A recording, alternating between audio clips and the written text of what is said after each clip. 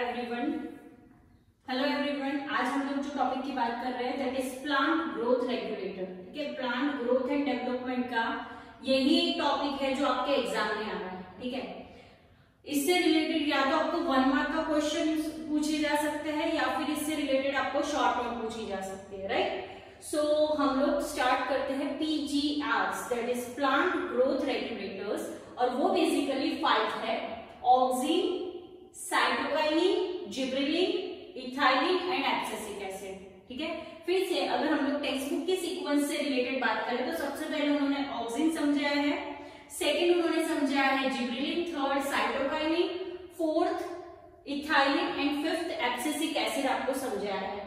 So let's start with the auxin.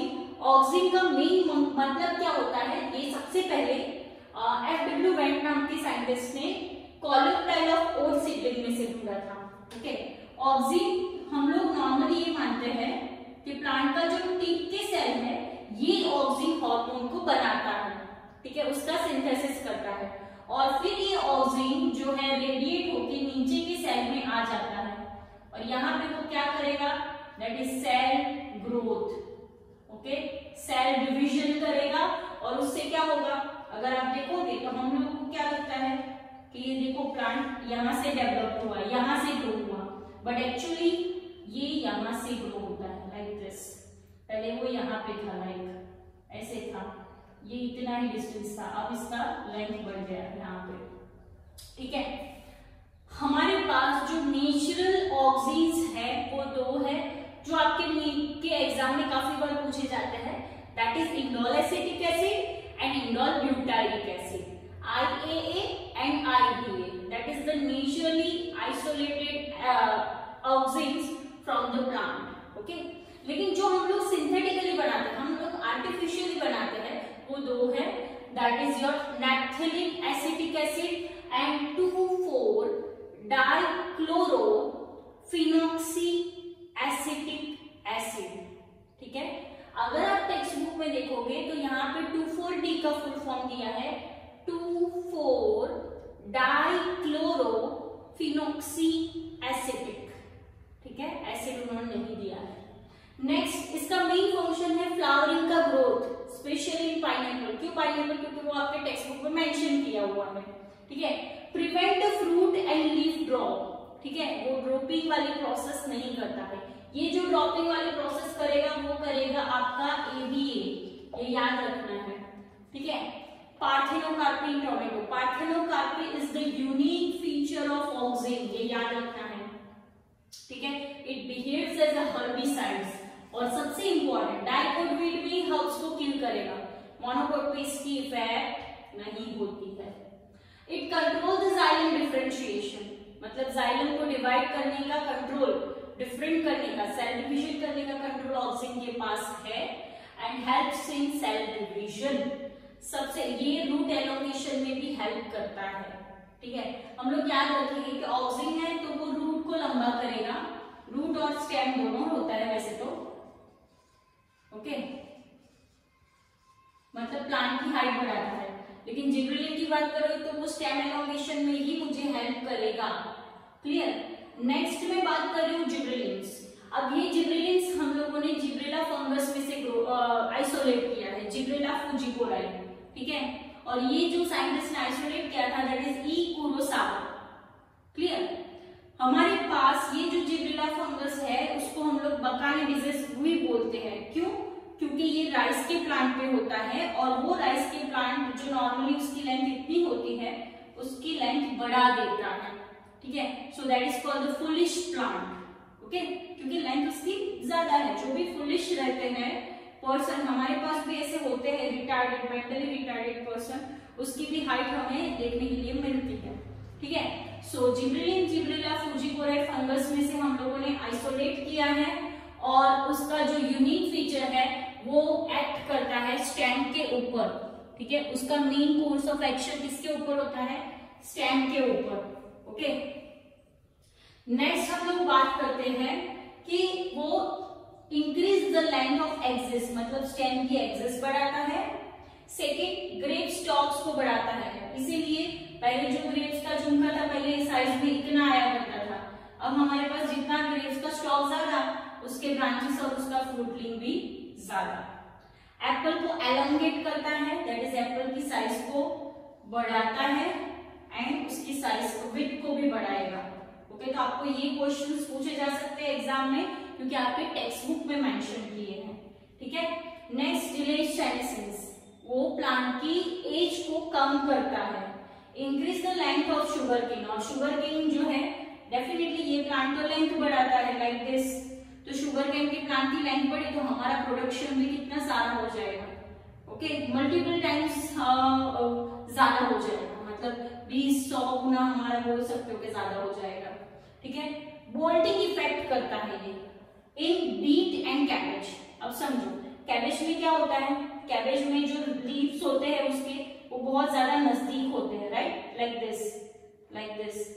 Okay, तो ये अगर हम लोग जिबरेलिन स्प्रे करेंगे तो ये बोल्टिंग इफेक्ट, मतलब दो नोड के बीच का डिस्टेंस वो बढ़ा सकते हैं लाइक दिस। बिफोर फ्लावरिंग, हाँ उन्होंने मेंशन किया है, ये नोड्स में से ही लीव्स निकलते हैं अपने, तो यहाँ पे उन्होंने ये जो नोड्स का डिस्टेंस है वो बढ़ा दिया with the help of gibberellin. Clear? Next हम लोग बात कर रहे हैं साइटोकाइनिन। ओके, और साइटोकाइनिन जैसे दिमाग में आता है that is related to cell division and differentiation. Okay, ये दोनों क्वेश्चंस में मैंने जो भी यहाँ पे सेंटेंस लिखे हैं वो सारे क्वेश्चंस इंपॉर्टेंट है रिलेटेड टू नीट और in short note. Okay, cytokinin का यहाँ पे जो डिस्कवरी किया था that is in the name of kinetin. Okay, और ये एफ स्पूग ने किया था।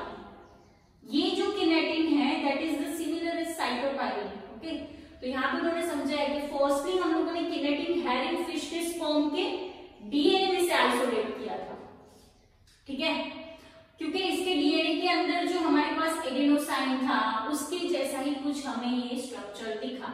ओके, हम लोग प्लांट्स में से भी इसको आइसोलेट करते हैं that is in the form of Z18, that is only the synonyms.